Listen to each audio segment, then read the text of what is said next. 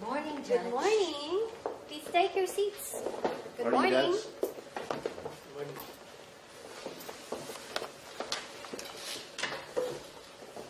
I am Judge Alma Wagan, and welcome to JDR. Paniero Lito, I understand you are the counsel for Dreamscape Gardens, right?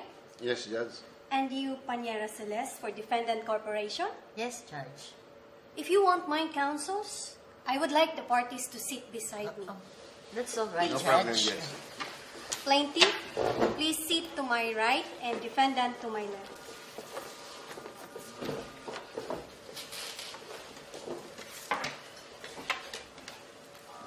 Since defendant is a corporation, may I know if you have the authority to represent for the defendant?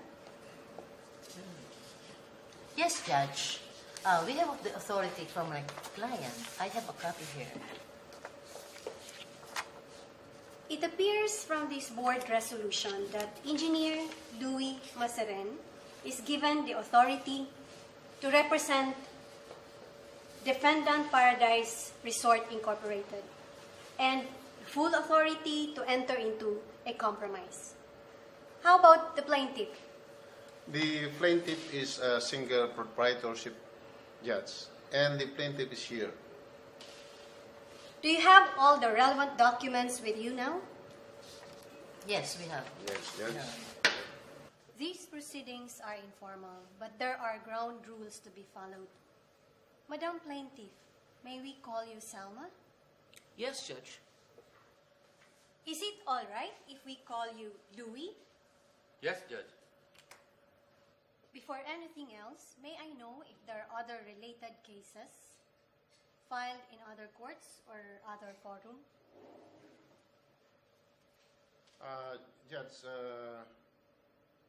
insofar as this time, no other cases has been filed except this case.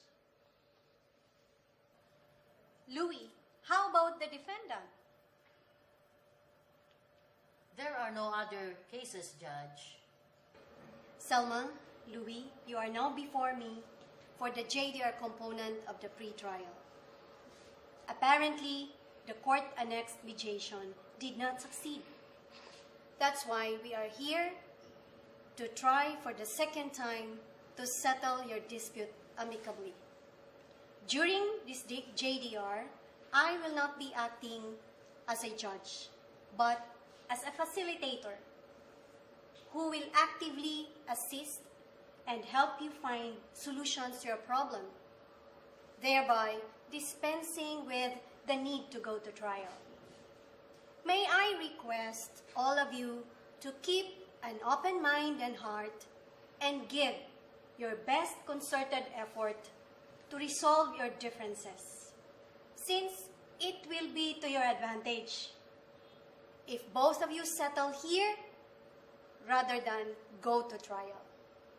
Understand? Yes, Yes, Judge. Judge. Okay. First, there is no guarantee that you or you will win after a full-blown trial on the merits. Here in JDR, we will try to address all your concerns, hopefully to your full satisfaction, or at least find answers to your disagreement with an end view of a win-win situation. Second, your time, money, and effort will be minimized. Third, this proceeding is non-confrontational, and so important relationships can be maintained. Please be informed that these proceedings are private and confidential. Everything said during these proceedings cannot be used elsewhere, even when the case goes to trial. Nothing will be recorded, and if you will see me writing down notes, they will be for my personal consumption, and they will not form part of the record. The success of these proceedings will depend on your willingness to fully and voluntarily disclose all your concerns and what you want the other party to do or perform. By the way, in the event that this case will proceed to trial, I will not be the trial judge unless you file a joint written request or motion that I will be the trial judge. Is that clear so far?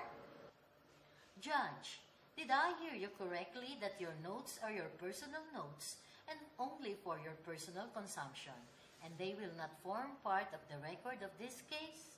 Yes, because nothing will be recorded during these proceedings. Do you mean to say, Judge, that any admission made in these proceedings will not be admissible in evidence in case this case proceeds to trial? Yes, because of the confidential nature of the proceedings. All right, I will now lay down the rules. English or any dialect understood by both parties can be utilized at their convenience. Each party will be given the chance to speak or state the facts, but only relevant facts which led to the filing of this case, without interruptions. Mind you, without interruptions from either party. It is known as the one-mouth rule in JDR. All pertinent information has to be disclosed to enhance the opportunity for the most effective negotiation. Questions from any party will have to be directed to the other party in a very respectable manner. We will fully explore all possible and acceptable avenues. I encourage you to speak for yourselves.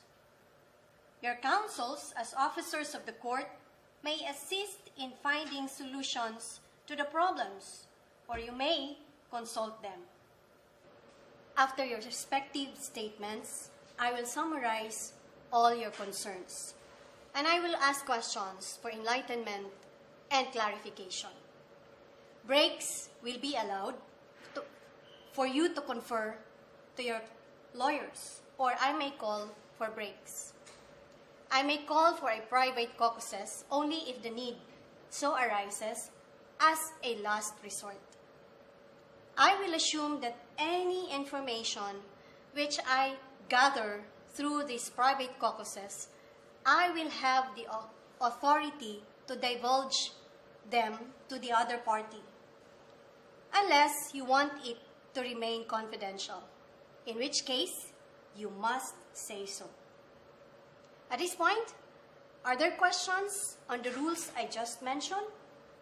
May I be clarified, Judge, that anything I say in the private caucus will be shared with him unless I ask you to keep it confidential? Yes, Selma. Is everything clear to Louis and to counsels? Yes, Yes, Judge.